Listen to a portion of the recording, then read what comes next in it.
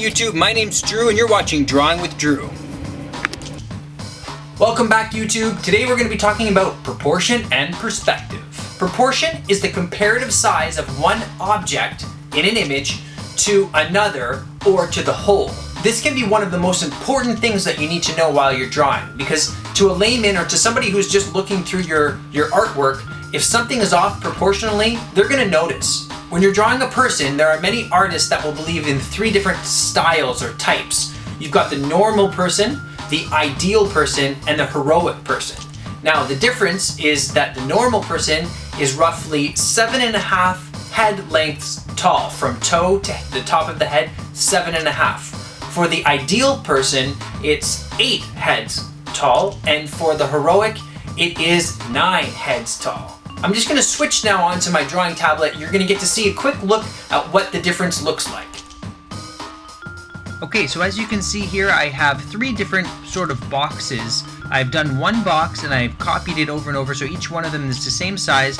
I've got the first one there, which is 7.5. The next one is 8, and then the last one on the right there is 9 heads tall, or what will become heads tall. I apologize for having that big link in the middle there. I used this free program to capture this screen, but unfortunately I didn't realize it was going to be right in the middle. When I tried to capture it using QuickTime, it just lagged my computer too much, so I couldn't draw on my tablet.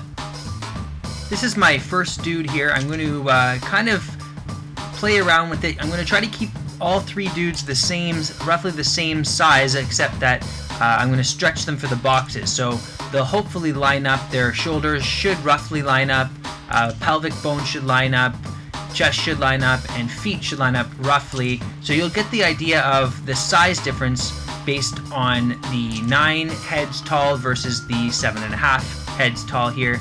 I'm using my Ugee drawing monitor to do this, and as you can see, I'm just keeping it very basic, very simple, and we'll just zoom out here and you'll get an idea of the 3 different sizes, the left being the normal, the right being the heroic, and the middle being the ideal.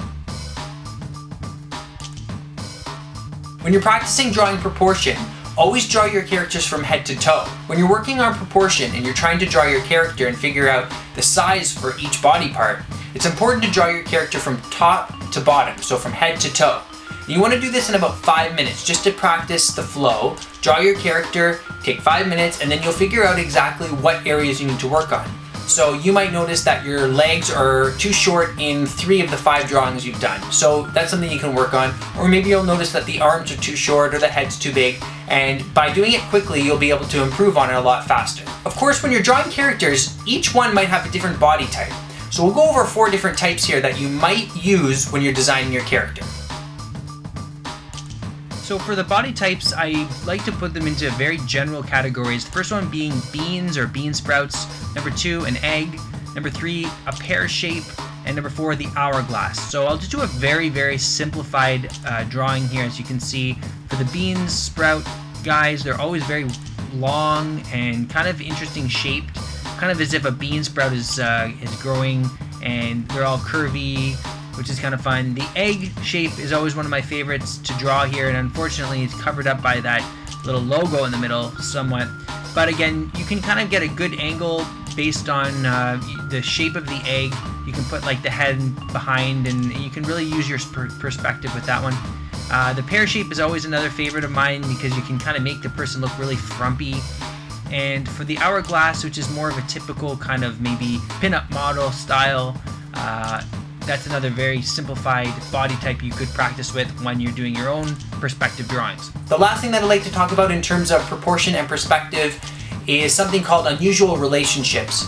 And that means that in real life, when you're talking to somebody, objects that are further away from you are obviously are smaller or appear smaller, and your mind makes up for that, and you're aware of it being normal. But when you're drawing, you have to actually train your brain to be drawing that way. Instead of drawing one arm long, and then if you're drawing a character that's further away, the other arm can't be the exact same length because it'll be out of proportion. So you have to get used to having some extreme perspectives or different angles. You might notice in one of your drawings, a character's eyebrows actually fall lower than the shoulders, and that's just the extreme perspective that you're drawing it in. And although it may seem weird, you just have to get used to it. So I hope this video helped you guys. Don't forget to hit that subscribe button so you can stay up to date on all of my videos. Challenge yourself by doing a few perspective drawings. Let me know how they go, and I'll see you in the next video. Thanks for watching.